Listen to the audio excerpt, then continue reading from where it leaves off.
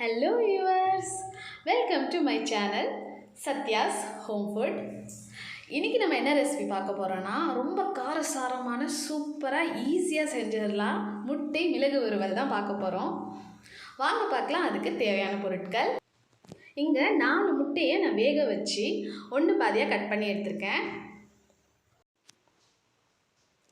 இங்க 2 medium size பல்லாரி வெங்காயத்தை பொடி பொடியா நறுக்கி வச்சிருக்கேன். 2 பச்சை மிளகாய் எடுத்து நறுக்கி வச்சிருக்கேன். 1 டேபிள்ஸ்பூன் இஞ்சி பூண்டு விழுது, 2 கொத்து கொத்தமல்லி தழையை இலைய தனியா காம்பு தனியா நறுக்கி வச்சிருக்கேன். 1 கொத்து கருவேப்பிலை.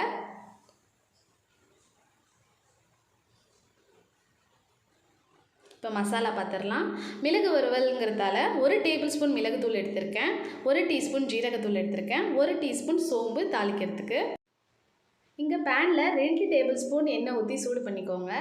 எண்ணெய் சூடானதும் நம்ம சோம்பு போட்டு தாளிச்சிடலாம். சோம்பு வெடிச்சதும் கருவேப்பிலை சேர்த்துடலாம். கருவேப்பிலை பொரிஞ்சதும் நம்ம இப்போ வெங்காயம் சேர்த்துடலாம்.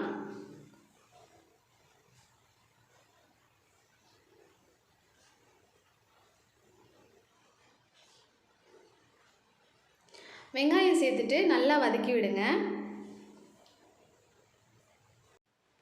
வெங்காயம் நல்லா பொன்னிறமாக ஆகிற வரைக்கும் வதக்கிக்கோங்க.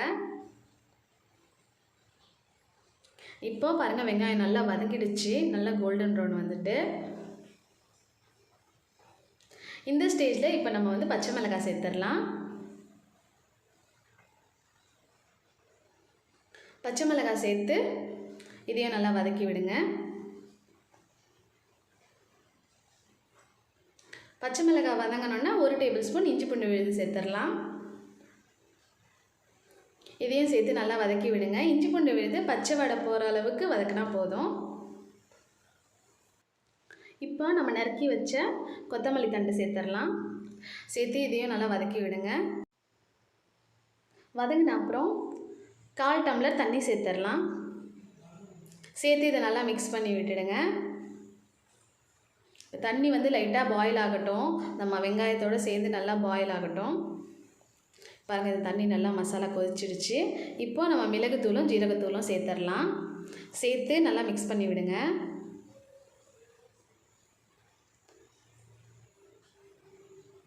இது நல்லா மிக்ஸ் பண்ணி பச்சை வாடை, அந்த மசாலோட பச்சை வாடை போகட்டும். இப்போ நம்ம உப்பு சேர்த்துடலாம். உப்பு சேர்த்து திருப்பி கிளறி விடுங்க. பாருங்கள், இந்த மசாலா நல்லா வெந்துருச்சு.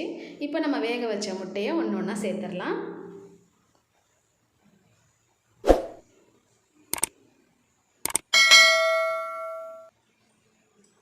இது மாதிரி எல்லா முட்டையும் சேர்த்துருங்க. சேர்த்துட்டு இது 1 நிமிஷம் அப்படியே குக் ஆகட்டும் அந்த மசாலாவோட. 1 நிமிஷத்துக்கு அப்புறம் நம்ம இது மாதிரி ஒவ்வொரு முட்டையும் திருப்பி போட்டுடலாம்.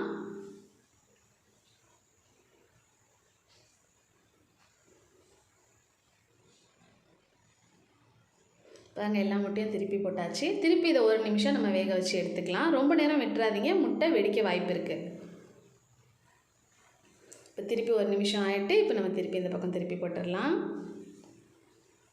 இது ரொம்ப வேகணும்னு அவசியம் இல்லை, ஏன்னா ஆல்ரெடி இது வந்து வேக வச்சு எடுத்த முட்டை தான்.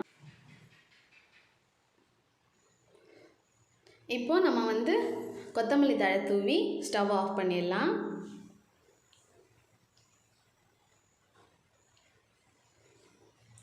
இந்த ஸ்டேஜில் ஸ்டவ் ஆஃப் பண்ணிடலாம். அவ்வளோதான், நம்ம காரசாரமான சூப்பர் அண்ட் ஈஸியான முட்டை மிளகு வறுவல் ரெடி.